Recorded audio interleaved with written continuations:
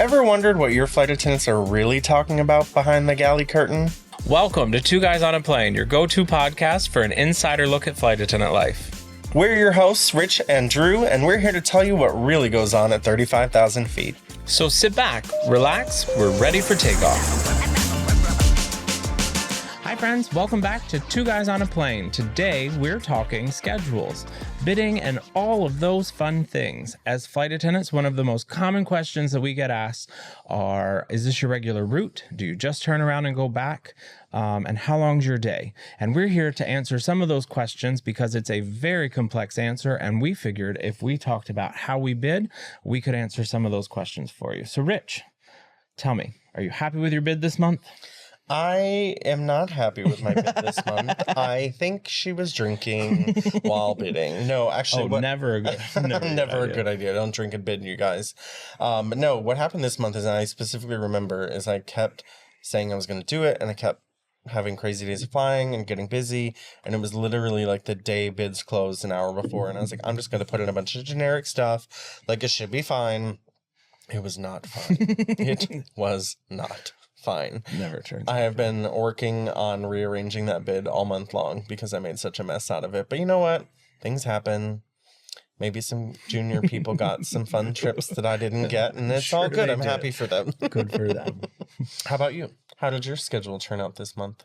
You know, I got enough of what I like or what I bid for or what I wanted that it makes up for what I didn't get. So overall, generally happy. Yeah, that really actually sounds pretty good. Right. I'm happy for you. Right. All right. I think you started answering one of my questions already, but I'm going to start with, what's your bidding strategy?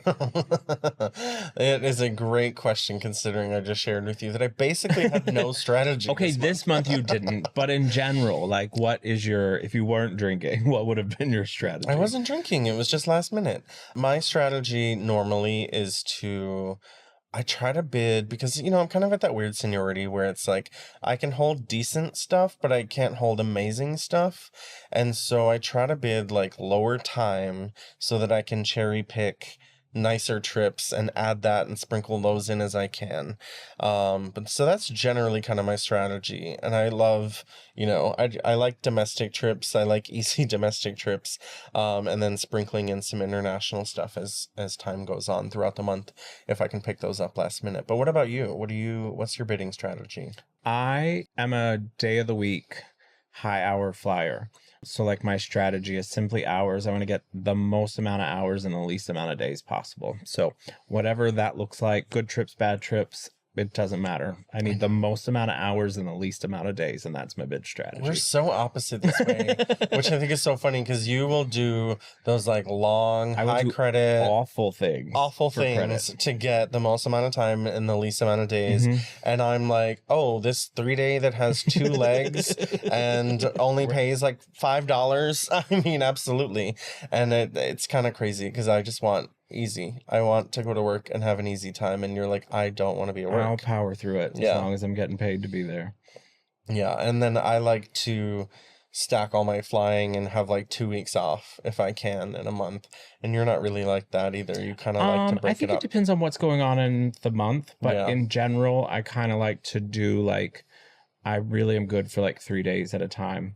Yeah. If I have to do more than 3 days, that you might as well call me hangry, because I'm just angry about it the whole time. And Mom, if you're listening, our bidding is a little chaotic, and it's not really like any other job, because we bid once a month for our schedules for the next month, and it's all seniority based. And a lot of people don't realize that, you know, when they ask those questions, you know, to us, it's like, it's all seniority. So you can hope that you are working this amazing trip, you know, every month, but you might be working some crappy trips if you're on the junior end of things. Wouldn't you agree? Yes. And the other thing I think that people don't know about bidding or our work rules in general, because they compare us to pilots a lot. Pilots are like all governed by the FAR. So like their work rules are written by the FAA, right? They have very hard like duty and rest rules and all of those sort of things. As flight attendants, most of our work rules come from our contracts. Yeah. So like we literally all could be doing something different. Like every one of our contracts reads just a little bit differently. I mean, really the only thing that the FAA like requires is how much rest we get. But other than that, we don't really have a lot of like work rules outside of our contract. So all of us are doing something different. So when you ask these questions to us on an airplane, you're going to get a different answer because we can all do a little bit different of something. Yeah, that's so true when it comes to like crew legalities, scheduling legalities, and layovers and rest. Like some of that is mandated by the FAA, but a lot of it is contract. And you're right. And we work for different airlines, and that comes up in our conversations a lot All the too. time. Especially when we get like rescheduled or rerouted or things like that. When things go wrong, and we'll be like, and then obviously this happened, and one of us will be like, what? They did what to you? Like, there's Right. no way. And it's like, my contract would never allow that, and vice versa. You'll say something, and it's like, how did that happen to you? Where's your contract? Right. And it's like, no, this is in the contract. Yeah. So it's wild how things really do vary like airline to airline. And Mom, reschedule, reroute are the same thing. It just depends on the time of day that it happens. So if it's before or after or during, that's whether it's a reschedule or reroute. But they're really the same thing. Wait, call me Mom right now. What do you mean? A reschedule, reroute, they're the same thing. It just depends on when it happens in your day. Does it happen before you check in for your chip? Oh. Or does it happen while you're doing it? A reschedule is before, a reroute is usually during. That was different. I didn't know this was a Wait, thing. you just learned it too? I didn't know that either. I just thought the words were interchangeable. They're interchangeable, Yeah. but yeah, no, it depends on when in your sequence it's happening, whether it's a reschedule or a That's reroute. funny. I have no idea. Who knows? We learned something new today. Yeah. Okay, Rich. So when do you bid? Are you as soon as the bid's open bidder, or are you a last minute bidder? I am definitely a last minute bidder. I try to be not this person every month, and every month I fail for one reason or another. And I'm almost always bidding pretty last minute. Sometimes I'll put something in a day or two early, but yeah, I'm often a last minute bidder. Yeah, I'm not. It Guilty. stresses me out far too much. I don't know how you do it. Every month I watch this happen, and it fascinates me because the moment bids open, I have at least something in there, and then I Right. like tweak it along the month. But you really stress me out with your bidding strategy Well, I think as that far as like when you bid. the outcome of this scenario just goes to show, because you don't mess with your schedule that much. And when my schedule comes out, it's like constant, like all month long. I am trading, dropping, swapping. Like we're halfway through the month right now, and I am still working on my schedule. Like I am definitely that flight attendant for sure. I'm always convinced that there's like something better out there. Like there's going to be a better trip. And so I'm always trying to manipulate things a little bit further. Yeah, you definitely do not fly what you bid. I don't even have to ask the next question because I know that you don't fly what you bid. I do sometimes. One of the like however many trips you were awarded. Usually one or two of the like 6 or 7. Yeah. Yeah. I see your point. Rich doesn't fly what he bids. I definitely do.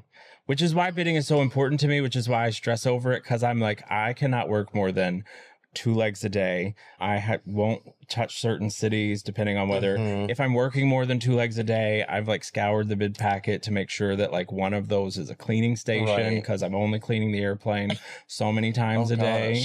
You really I really put a lot of thought into this. Yeah. So I definitely bid to fly what I'm bidding. So I bid credit, I bid legs per day. I don't work 2 legs per day.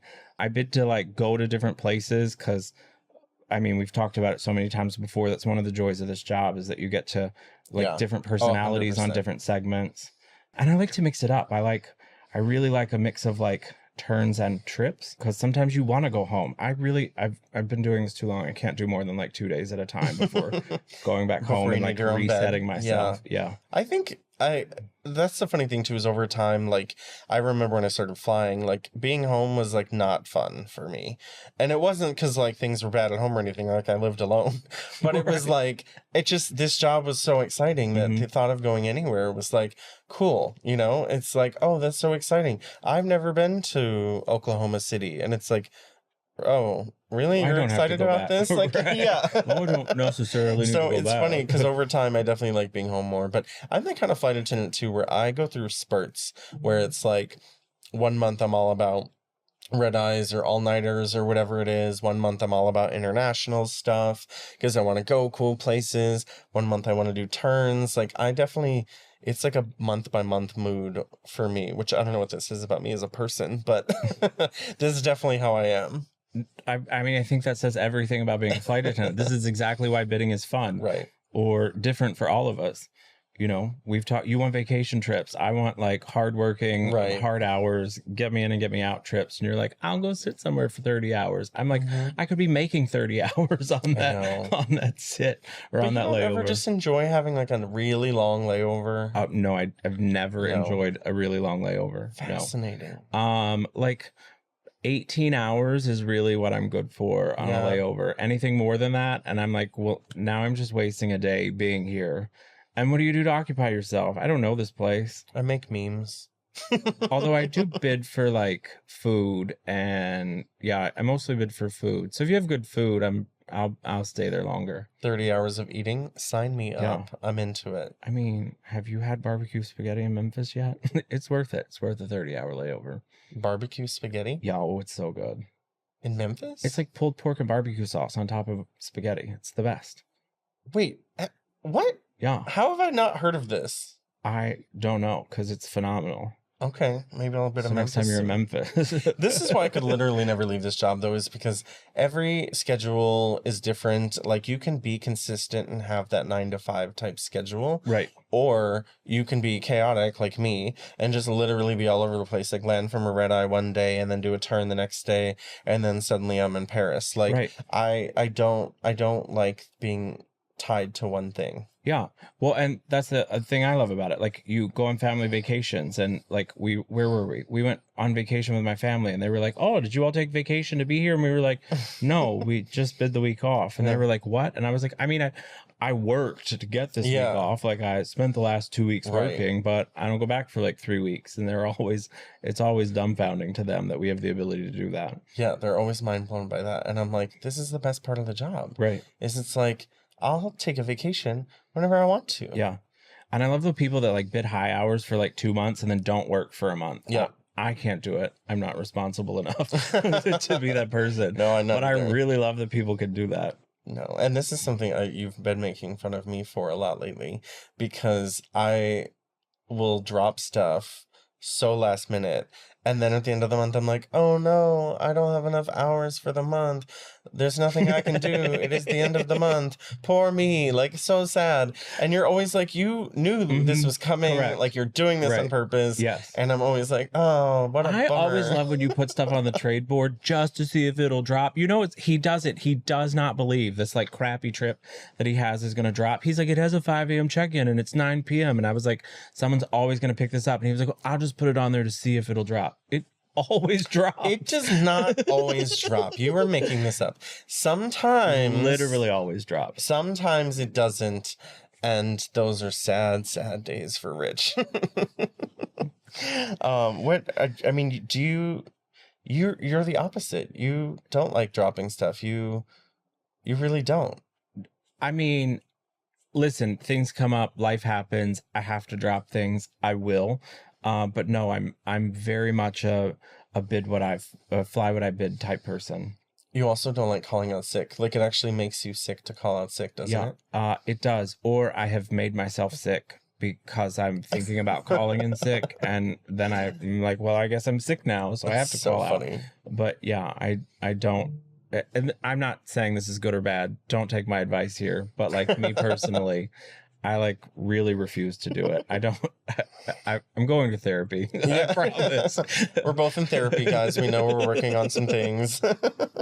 I love that though, because I am the opposite. I'm like, oh, I just drank water and it went down the wrong pipe, which means I'm coughing, which means I'm ill, which means I'm not going to go to work tomorrow. Right. I will find any excuse to be sick and call out.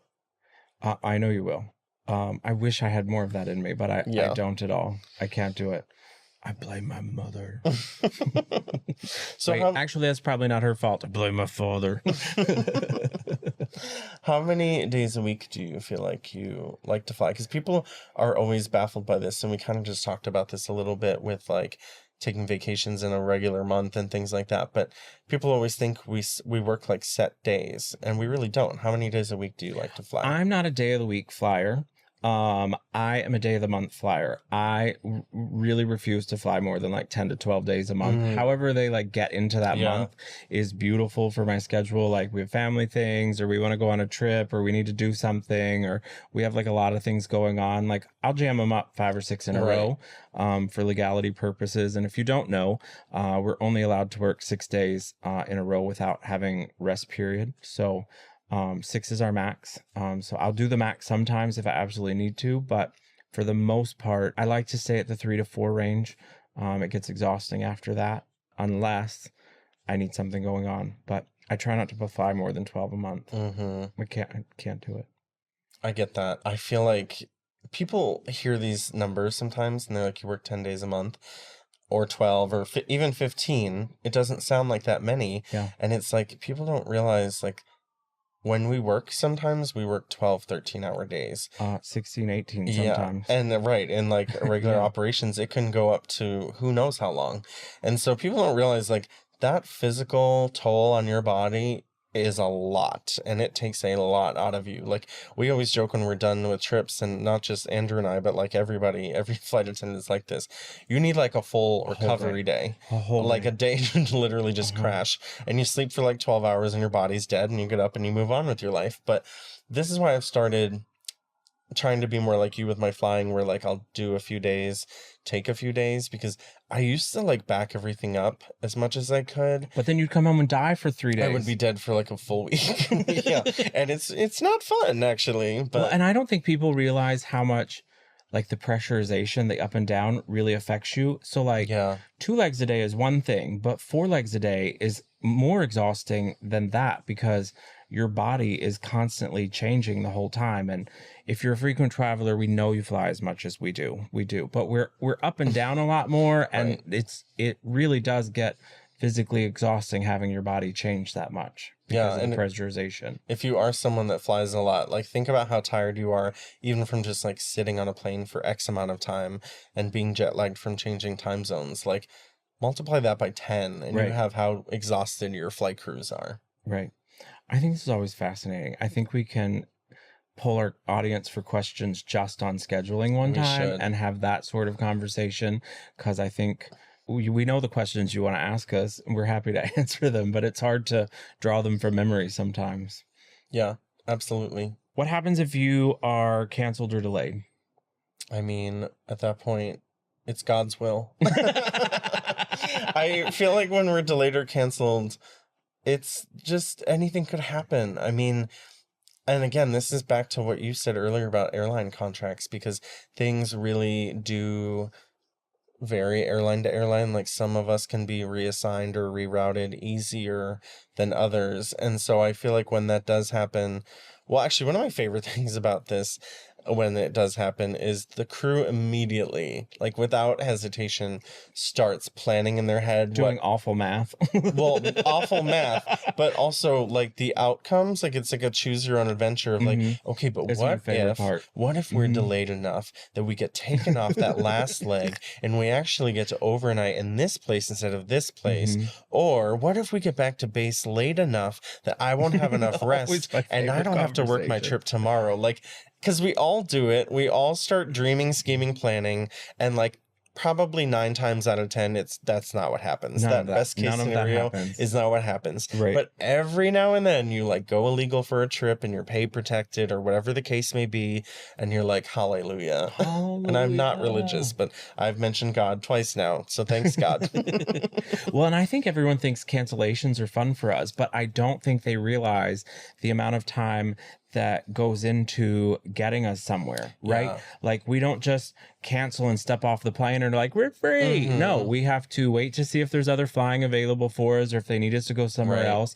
If we do cancel and have to stay in a station that we're not normally at, we have to wait for hotels to be set up and ground transportation to be set up. This isn't like we walk off the plane and into an overnight. Like, sometimes we sit around for like 8 hours, 6 hours waiting for all of these things to like happen, because we are in a city that like hotels are sold out. So they have to like go a couple hours away to find us hotels and Right. figure out how to get us to these hotels. It's not, we're not rooting for a cancellation, I No, promise. especially when it's like a major event too. Like if it's just one flight that's got maintenance and you cancel or whatever the case may be, it's not necessarily that crazy. But when this is like weather or something that's affecting the entire airline or just aviation in general, it can turn into, like you said, if like 6, 7, 8 hours Right. of just waiting to figure out what you're supposed to do. Correct. Because like you said, it's not like we can just be like, okay, I'm done, I'm Yeah. leaving. Like if you're, especially if you're not home, Right. it's not that simple, you Right. know? All of that. Yeah. Yeah. And I think the general public thinks we just walk off an airplane and into our swimsuits and Right. we're like, this is so fun. It's not fun for any of us. I wish that's what happened. Right. Yeah. So what's the busiest time of year for you at your airline as a flight attendant? I think in general, just holiday seasons, right? Like, Yeah. I think the November to January during like Thanksgiving and Chaos. Christmas is always chaos. Mhm. I think that spring break is always a super busy time for all air travel. Yeah. And random weekends are just bad. I'm like, Yeah. what? How do we all pick today to go get on an airplane? It's true. I do feel like previously schedules, like flying was more predictable. Like there were lulls at certain times of the year. And these days I feel like, props to you people, but everybody's taking their PTO now. Yeah. And like those random weekends you Correct. said, like people are going places, which Yeah. is great. But it's like, there's no lull. Like it used to be like, okay, January is going to be slow or planes are probably going to be empty. Oh, October is going to be slow or planes are probably going to be empty. And I feel like that does not happen They're anymore. not, and there's not like a route that you can bid either anymore. That's like, this is one of like Right. the offshoot routes that like Right. isn't really always full. Like people are getting out and exploring and traveling these days, 100%. and they're going everywhere. Yeah. Which makes bidding very hard because you don't know what to do anymore. It's the truth. And it's always funny too, because I feel like, people normally think, oh, Christmas and Thanksgiving is crazy. And it's like actually all summer long. Like summer is probably the most hectic time of year because it's just like, it's constant. It's nonstop. Like everything's full. Everything's oversold. Everybody's going on vacation.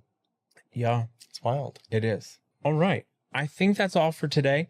To give you a little glimpse into how we bid and what some of our work rules are. I'm sure we didn't go deep enough, and I'm sure we can have another one of these conversations soon. But we hope you learned something today. Or if you're listening and you are a flight attendant, tell us about your crazy bidding stories because we like to find out how our friends bid.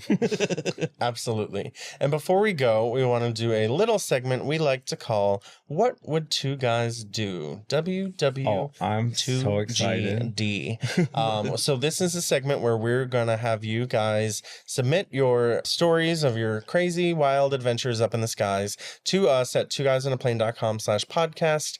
And then we are going to read them. So today's story we have from Sarah from Seattle, Washington. She was flying from Seattle to Fresno. She says, during my first trash walk of the flight, I had a couple hand me empty doubles and asked for refills.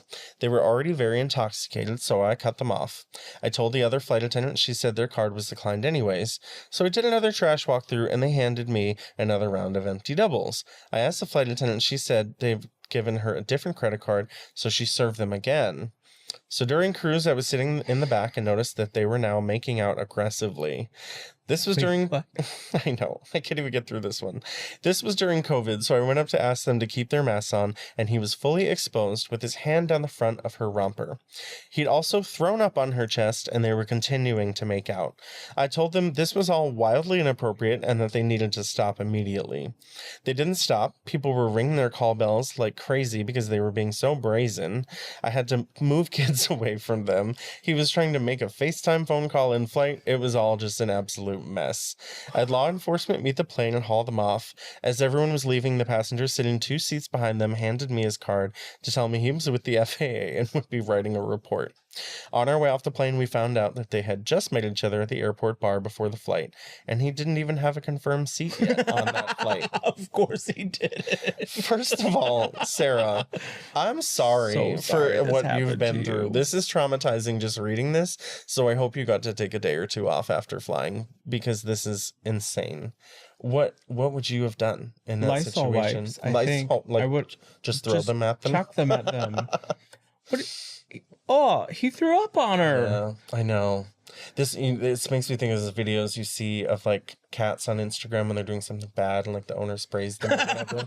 Like we should start doing that to passengers when they act up and be like, no, wrong, spray. I mean, I don't even want to get into like how you could have done it different or better, because I don't think there is. Like all you can do, you have limited amount of seats to move people to. What do? Get a ABP or able-bodied passenger mom, and move them, separate the two of them.